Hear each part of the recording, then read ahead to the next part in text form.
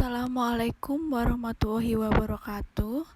Perkenalkan, nama saya Vera Desi Arianti, NIM E2B018309.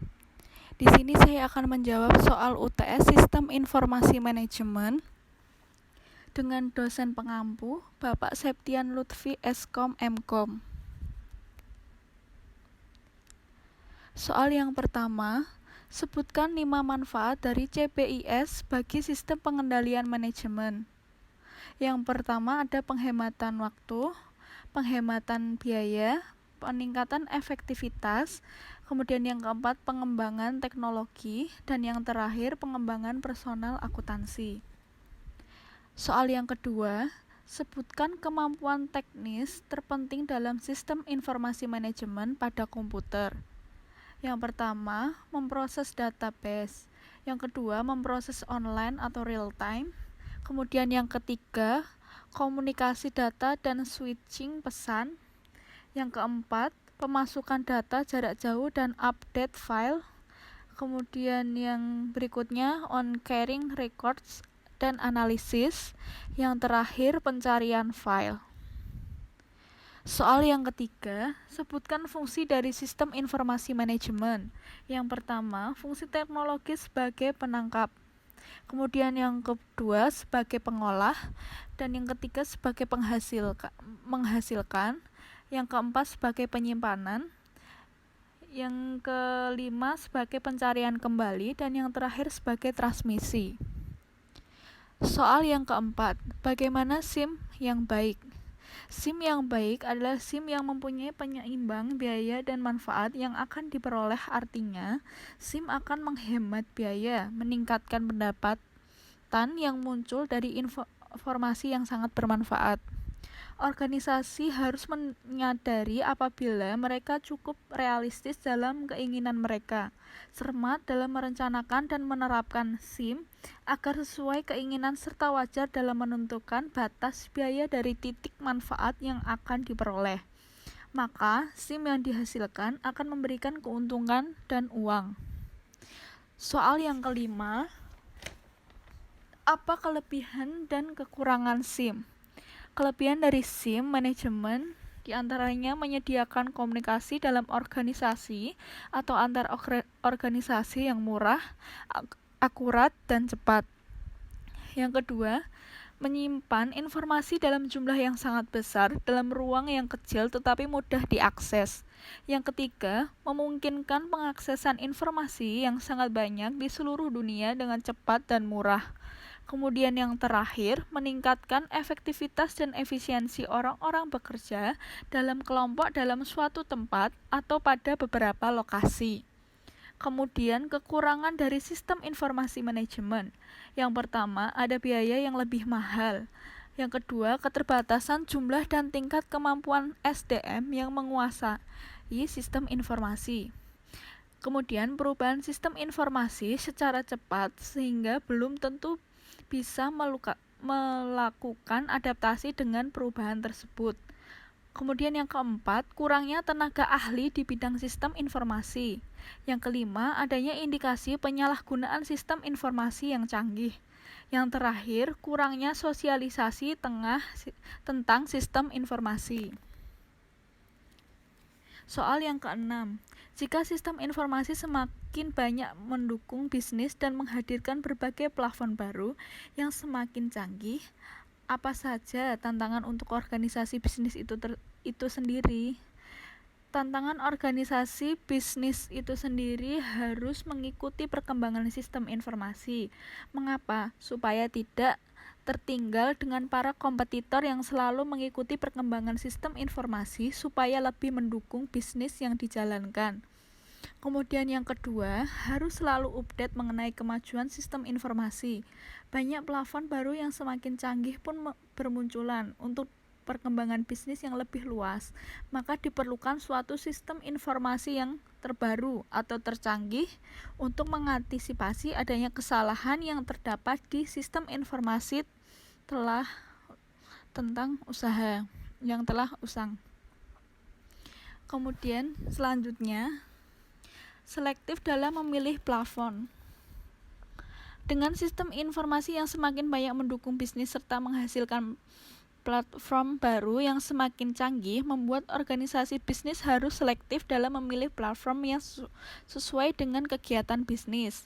Kemudian yang keempat, meningkatkan kinerja para spesialis di bidang sistem informasi. Beberapa tahun yang lalu, para ahli di bidang sistem informasi mungkin belum menemukan hubungan antara teknologi dan bisnis atau manajemen. Tetapi tahun-tahun belakangan ini, para ahli sistem informasi sudah memikirkan adanya manfaat yang besar jika sistem informasi dijadikan sebagai bagian dari bisnis dan manajemen, sehingga banyak bisnis sekarang ini yang sudah menggunakan sistem informasi. Kemudian soal yang ketujuh, sebutkan beberapa contoh konkret penerapan sistem informasi manajemen pada saat ini. Yang pertama ada Enterprise Resource Planning, yang kedua Supply Chain Management, yang ketiga Transaction Process System, yang keempat Office Automatic System, yang kelima Knowledge Work System, yang keenam Informatic Management System, yang ketujuh Decision Support System, yang ke-8 Expert System dan Africal Intelligence, yang ke-9 Group Decision Support System dan Computer Support Collaboration Work System, dan yang terakhir Acute Support System. Soal yang ke-8, jelaskan apa yang dimaksud dengan interface antara manajer dan mesin, dan sebutkan bentuk komunikasi antara manajer dan komputer. Interface antara manajer dan mesin yaitu titik kontak di mana sistem komputer memberikan informasi kepada manajer atau di mana manajer memberikan data kepada sistem komputer. Bentuk komunikasi antara manajer dan komputer diantaranya ada pengembangan program komputer, yang kedua dialog atau menyelami file, yang ketiga mengakses data, dan yang terakhir memasukkan input. Soal yang ke-9, apa saja manfaat utama dari perkembangan sistem informasi bagi sistem pengendalian manajemen? Yang pertama ada penghematan waktu, kedua penghematan biaya, yang ketiga peningkatan efektivitas, keempat pengembangan teknologi, dan yang terakhir pengembangan personal akuntansi. Soal yang ke-10, sebutkan apa saja keunggulan dan kelemahan dalam pemakaian pengolah data komputer. Di sini ada keunggulan, yang pertama proses pengolahan yang cepat, dan yang kedua tingkat akurasi informasi yang dihasilkan cukup tinggi, yang ketiga efisiensi sumber daya manusia, yang terakhir kemudahan berinteraksi dengan penggunanya. Kemudian ada juga kelemahannya, yaitu sistem analisis dan programmer tidak kurang memiliki pemahaman tentang proses manajemen organisasi sehingga akhirnya tidak mampu menjalin sistem informasi yang diperlukan organisasi. Kemudian berikutnya ketidakmampuan untuk memahami cara berpikir manusia dalam memproses data, dengan akibatnya hasil program komputer tidak memproses data sebagaimana yang dikehendaki oleh manajer, sehingga tidak mampu berkomunikasi efektif dengan manajer. Kemudian soal yang ke-11, jelaskan manfaat SIM untuk suatu perusahaan. Manfaatnya yaitu yang pertama meningkatkan efisiensi operasional. Yang ke investasi dalam teknologi sistem informasi dapat menolong operasional perusahaan menjadi lebih efisien sehingga perusahaan dapat menjalankan strategi keunggulan biaya mulai dari akuntansi hingga penelusuran order pelanggan. Sistem informasi menyediakan dukungan bagi manajemen dalam operasi bisnis sehari-hari. Yang kedua, memperkenalkan inovasi dalam bisnis. Contohnya dalam penggunaan ATM dalam perbankan merupakan contoh baik dari inovasi teknologi sistem informasi. Dengan adanya ATM, bank besar dapat memperoleh keuntungan strategis strategis melebihi pasaran atau pesaing mereka yang berlangsung beberapa tahun. Yang ketiga ada membangun sumber-sumber informasi strategis. Teknologi sistem informasi mendorong perusahaan untuk membangun sumber informasi strategis sehingga mendukung strategi bersaing perusahaan untuk mendapatkan kesempatan dalam keuntungan strategi. Kemudian yang keempat, mendukung pengambilan keputusan manajerial. Sistem informasi manajemen yang direncanakan dilakukan dengan baik dan banyak manfaat yang bisa diperoleh manajemen perusahaan. SIM mempermudah manajemen dan menunjang proses pengambilan keputusan karena sistem informasi manajemen menyediakan informasi bagi manajemen perusahaan di mana sistem informasi tersebut dilakukan. Kemudian soal yang ke-12. Kualitas suatu informasi dipengaruhi oleh 3 hal, relevansi, akurasi, dan timelines. Yang pertama, relevansi. Informasi dikatakan berkualitas jika relevan bagi pemakainya. Pengukuran nilai relevansi akan terlihat dari jawaban atas pertanyaan. How is the message you used for problem solving? Informasi akan relevan jika memberikan manfaat bagi pemakainya. Kemudian, akurasi. Sebuah informasi dapat dikatakan akurat jika informasi tersebut tidak bisa menyesatkan, bebas dari kesalahan-kesalahan, dan harus jelas mencerminkan maksudnya. Yang terakhir adalah tepat waktu atau timelines. Bahwa informasi yang dihasilkan dari suatu proses pengolahan datanya tidak boleh terlambat. Informasi yang terlambat tidak akan mempunyai nilai yang baik, sehingga kalau digunakan sebagai dasar dalam pengambilan keputusan dapat menimbulkan kesalahan dalam tindak yang akan diambil. Kemudian soal yang ke-13, apa keuntungan dengan adanya teknologi informasi bagi manusia? Keuntungan yang pertama, dengan adanya teknologi informasi dapat meningkatkan kinerja serta memungkinkan semua kegiatan dapat terselesaikan dengan cepat, tepat, akurat, dan dapat meningkatkan produktivitas kerja. Kemudian yang kedua, dapat menghasilkan informasi yang berkualitas dan sangat relevan baik untuk keperluan pribadi, bisnis, kesehatan, dan lain-lain. Kemudian yang terakhir, dengan adanya internet kita dapat berinteraksi tanpa batasan jarak fisik, waktu, kelas, dan jarak geografis. Soal yang ke-14, apa saja karakteristik SIM? Sebut dan jelaskan. Yang pertama adalah ada elemen sistem. Elemen-elemen sistem dapat berubah suatu subsistem atau bagian-bagian sistem. Suatu sistem betapapun kecilnya selalu mengandung elemen-elemen. Yang kedua, batas sistem. Batas sistem merupakan daerah yang membatasi antara suatu sistem dengan sistem lainnya atau dengan lingkungan lainnya. Batas sistem memungkinkan suatu sistem dipandang sebagai satu kesatuan. Yang ketiga, ada lingkungan luar. Lingkungan luar sistem adalah apapun di luar batas sistem yang mempengaruhi dan dipengaruhi oleh operasi sistem. Yang keempat, penghubungan sistem. Penghubungan merupakan media penghubung antara subsistem dengan subsistem lainnya. Keluaran atau output dari subsistem akan menjadi masukan subsistem lainnya melalui penghubung. Yang terakhir, masukan sistem. Masukan adalah energi yang dimasukkan ke dalam sistem berupa masukan perawatan atau maintenance input dan masukan sinyal atau signal input. Soal yang ke-15, manajemen data sangat penting bagi perusahaan yang mempunyai transaksi dengan intensitas tinggi. Apa kesulitan perusahaan dalam pengelolaan data?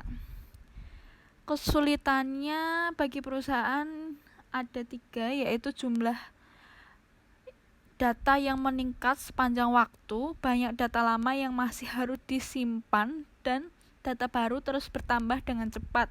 Yang kedua, data tersebar di seluruh organisasi, dikumpulkan oleh banyak individu dengan menggunakan metode dan alat.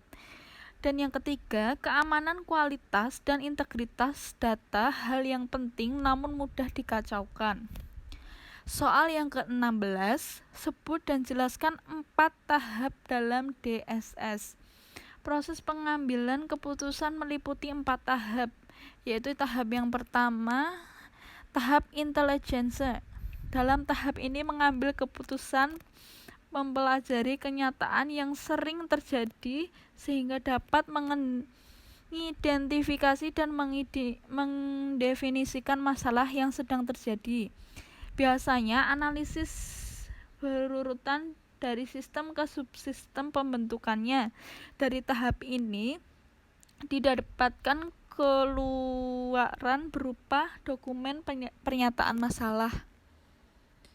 Kemudian yang kedua, tahapan desain. Dalam tahapan ini, pengambilan keputusan menemukan pengembangan dan menganalisis semua pemecahan yang mungkin, yaitu melalui pembuatan model yang dibuat mewakili kondisinya atau masalahnya. Dari tahapan ini dapat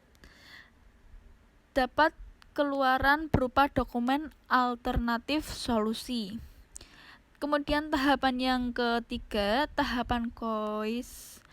Dalam tahapan ini, pengambilan keputusan memiliki salah satu alternatif pemecahan yang dibuat pada tahap desain, yang dipandang sebagai aksi yang valid, tepat untuk mengantisipasi masalah yang sedang dihadapi.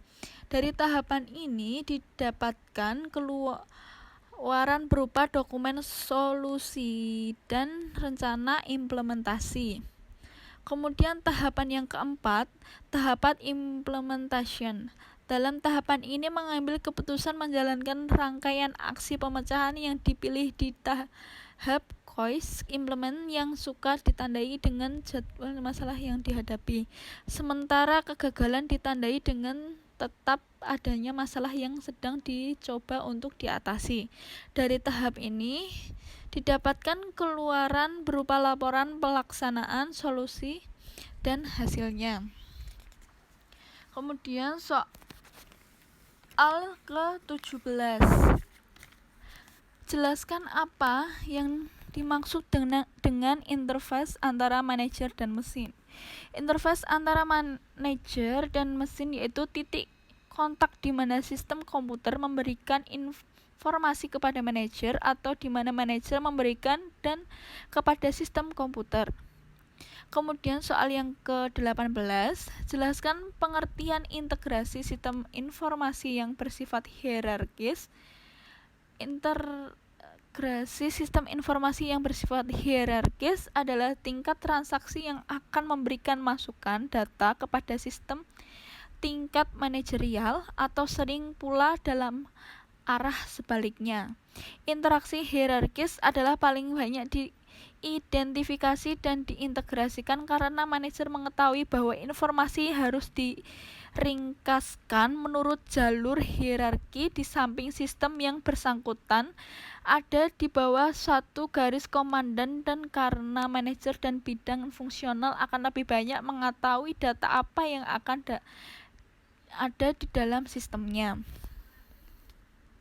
Soal yang ke-19, sebutkan dan jelaskan apa penyebab banyak organisasi yang gagal membangun sistem informasi manajemen. Yang pertama, ada kurangnya organisasi yang wajar. Yang kedua, kurangnya merencanakan yang memadai. Yang ketiga, kurangnya personil yang handal. Yang terakhir, kurangnya partisipasi manajemen dan bentuk keikutsertaan para manajer dalam merencanakan sistem, pengendalian, upaya pengembangan sistem, dan motivasi seluruh personal yang terlibat. Kemudian soal yang ke-20, gambarkan dan jelaskan proses-proses manajemen. Proses-proses manajemen antara lain sebagai berikut. Yang pertama ada perencanaan, formulasi terinci untuk mencapai suatu tujuan akhir tertentu adalah aktivitas manajemen yang disebut perencanaan. Oleh karena itu, perencanaan menyaratkan penetapan tujuan dan identifikasi metode untuk pencapaian tujuan tersebut. Kemudian selanjutnya yang nomor 2, pengendalian. Perencanaan hanyalah setengah dari pertempuran. Setelah suatu rencana dibuat, rencana tersebut harus diimplementasikan dan manajer serta pekerja harus memonitor pelaksanaan untuk memastikan rencana tersebut berjalan sebagaimana mestinya. Aktivitas manajerial untuk memonitor pelaksanaan rencana dan melakukan tindakan korektif sesuai kebutuhan disebut kebutuhan. Yang terakhir, yang nomor 3, pengambilan keputusan. Proses pemilihan di antara berbagai alternatif disebut dengan proses pengambilan keputusan. Fungsi manajerial ini merupakan jalinan antara perencanaan dan pengendalian. Manajer harus memilih di antara beberapa tujuan dan metode untuk melaksanakan tujuan yang dipilih. Hanya satu dan beberapa rencana yang dapat dipilih. Komentar serupa dapat dibuat berkenaan dengan fungsi pengendalian. Terima kasih telah menyaksikan video ini. Semoga bermanfaat. Wassalamualaikum warahmatullahi wabarakatuh.